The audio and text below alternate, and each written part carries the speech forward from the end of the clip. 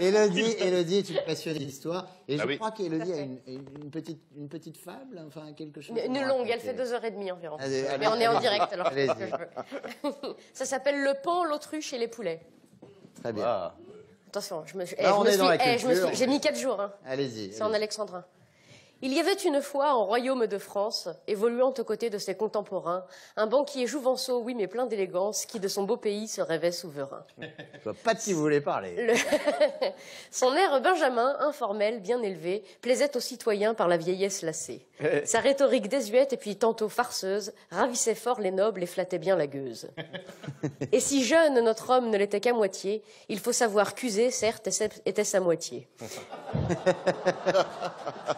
Car ce voulant moderne, ne prenant point maîtresse, il épousa la sienne malgré sa vieillesse. Oh. Mais même si la valeur n'attend point les années, et bien que le jeune banquier ait la gouaille bien aisée, on ne s'improvise point chef d'un grand état. Et bientôt cet enfant, cet angelot, remarqua que d'un noble ignorance est la robe qu'on salue. On ne l'admira bientôt que d'un étron pas plus. Après l'avoir léché, il le lâche et le lynche, comme font souvent les hommes gâtés comme des enfants. Jupiter bientôt n'eut pas plus à leurs yeux que l'aspect fatigué d'une simple corde à nœuds. Mais le jeune banquier, sûr de lui, plein de frimes, pour continuer de plaire à ses chairs richissimes, pressa la populace tant et tant comme citron qu'elle en prit la couleur, aussi celle des mignons. Oh, joli, joli. Le jeune froliquet, tout à ses réjouissances, ne remarqua pas la moindre différence. Heureux dans son palais, il est loin du tracas, sa mégère dépensant son or à tour de bras. Rien n'est pour elle trop beau, vaisselle, tissu, bibelot, le peuple avait bien faim, elle leur tournait le dos. Ils s'offrirent mieux encore, les rois des animaux, des daims, ils les appellent, ô seigneurs qu'ils sont beaux. Et pendant que le peuple assemblé dans les rues, vers son précieux palais plein de rage se rue, notre jeune banquier à l'ego invincible, qui de la bourse des pauvres s'était fait une cible, refuse encore d'entendre le grondement sonore, comme celui d'une rivière quand de son lit elle sort. Aucun barrage n'y fait si elle est bien dehors. Et les poussins alors se mettent à crier, empêchant les puissants dans leur couche de ronfler. Mon roi, faites les taire, par pitié, muselez-les. Ils meurent de faim, ils crient et nos nuits sont gâchées. Ô sire, regardez-les, leur piètre éducation ne leur sert même pas à crever sans un son. Mourez chichement, dites, et mettez la sourdine. Leur râle, lorsqu'ils trépassent, c'est une porte qui couine. Ils sont là, ils se tordent, comme ils sont ridicules. Ces illettrés ignobles dans la boue gesticulent. Ah, je m'attendais à une autre ligne. C'est pas grave, c'est pas grave. Une autre fois.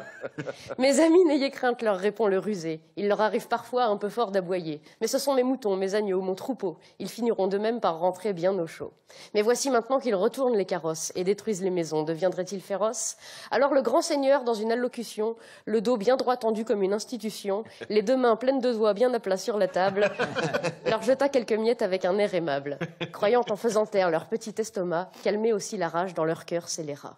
Je ne vous ai pas compris, je ne vous écoutais point, récita-t-il au peuple qui serrait les poings. À renard endormi, rien ne tombe dans la gueule, retournez au labeur, je vous trouve bien veule. Ah, vous aimez la rose, supportez-en l'épine, mais ne troublez donc point la quiétude citadine. Dans notre ordre social, chacun reste à sa place. Vous voulez en changer, je vous ris à la face. Cassez, cassez, cassez, et nous reconstruirons. Et je vous répondrai de la bouche de mes canons. Vous voulez un discours, je peux en écrire 100. Je peux même faire en sorte que vous m'aimiez quand je mens. Je vous endormirai à grands coups d'entourloupe, car c'est toute une armée que je garde sous ma coupe. Vous vous fatiguerez et rentrerez au champ, bien avant que je tremble, pauvre petite Jean. Il est vrai que le pan peut oser faire l'autruche, se pavaner gaiement tout en gâtant sa cruche. Mais si un jour, lassé comme le peuple citron, son armée de poulets abandonne le patron, alors le jeune souverain saura bien entendu que même sur un trône en or, on est bien que sur son cul.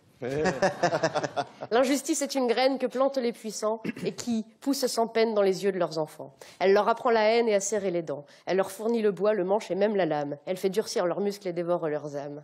S'ils perdent des batailles, ils reviennent à la charge. On les traite en racailles, on s'étonne qu'ils enragent. Donnez-leur le bâton, ils relèvent le menton. Opposez-leur des chars, ils reviennent plus tard. Ils se tairont 10 ans, 20 ans, 30 ans peut-être, mais toujours la révolte finit par renaître.